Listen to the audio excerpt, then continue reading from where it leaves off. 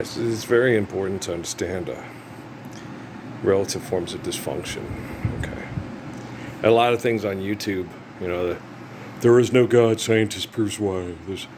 When you're using the word properly, okay, you cannot prove infinite glory, beyond a reasonable doubt if you're going to have any doubts. But the thing about it is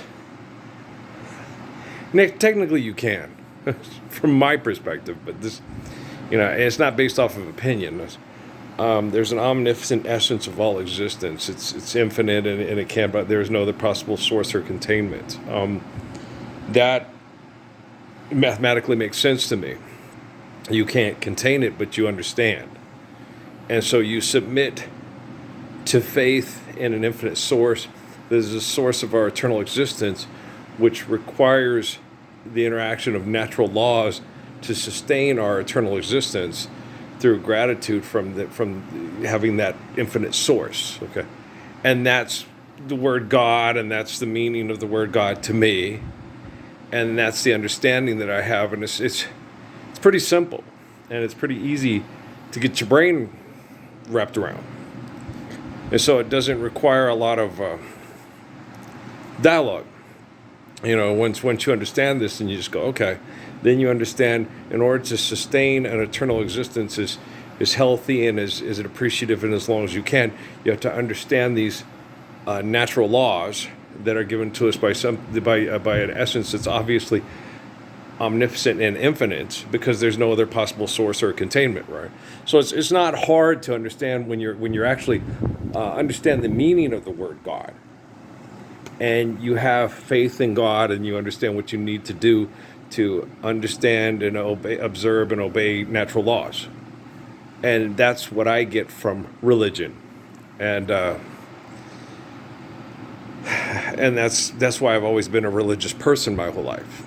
And I've explained stuff like this when I was a little kid to people that were corporate leaders and how wrong they were in their perception of God and the meaning of the word. And I had that with that guy Jeff in Phoenix at the seminar, when he was talking about God consciousness, and I was kind of trying to explain to him, you can't have God consciousness. Okay, you have self-consciousness, and then as far as understanding self, the soul is a part of infinite glory, but cannot contain infinite glory, cannot completely understand it.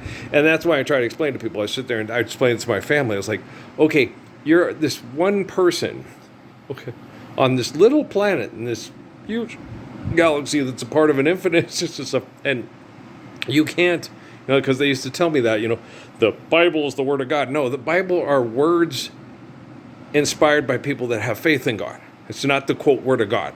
And anything you write down is explained in all the books, can be changed to manipulate people. Okay.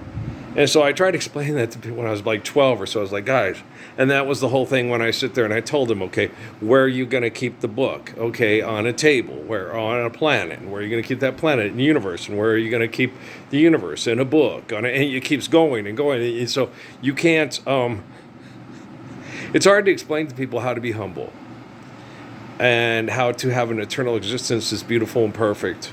Is as far as, there is no perfection is gratitude for an eternal existence through infinite glory. Okay?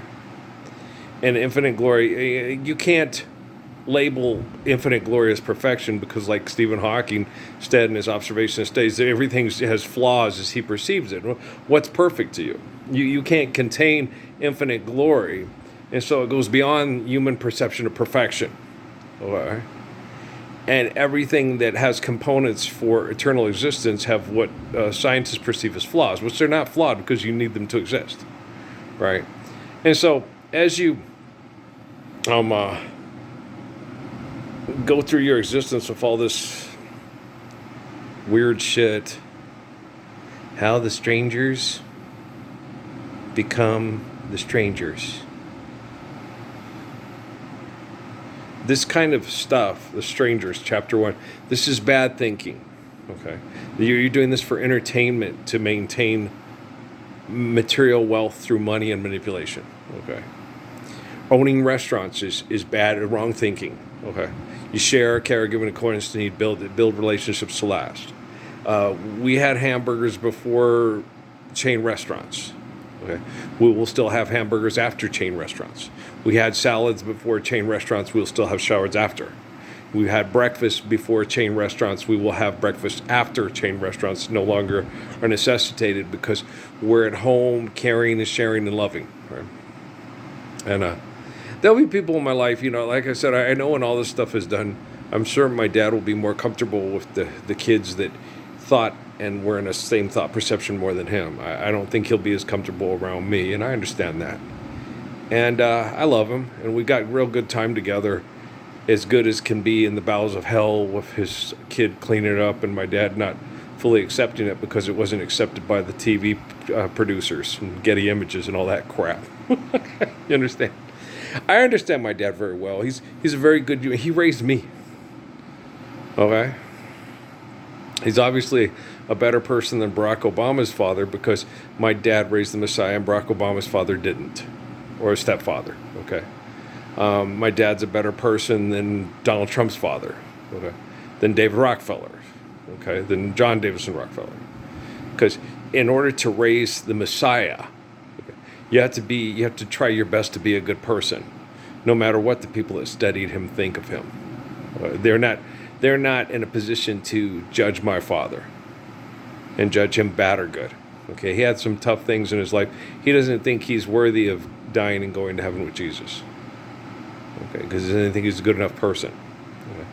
And there is no magic place. You get that one boy died and came back with a message for the world from Jesus. Was it live the Lord's Prayer? Well, then he wasn't talking to Jesus. He was talking to a figment of his imagination that was firing synapses in his brain while his body was trying to shut down. He didn't die. His body was trying to shut down. Okay. You're not dead till you're dead. Okay. When your body is attempting to shut down and then it's resuscitated, you didn't die. Your body, you're dead when you're dead. Okay, do you understand? They didn't die and come back with a message from Jesus. That was just a firing synapses that happened because their body was being resuscitated and they had a cognizant awareness of what was happening. Trust me, I'm going to load this up. We'll talk tomorrow. Okay, guys? I love you very much. Peace out.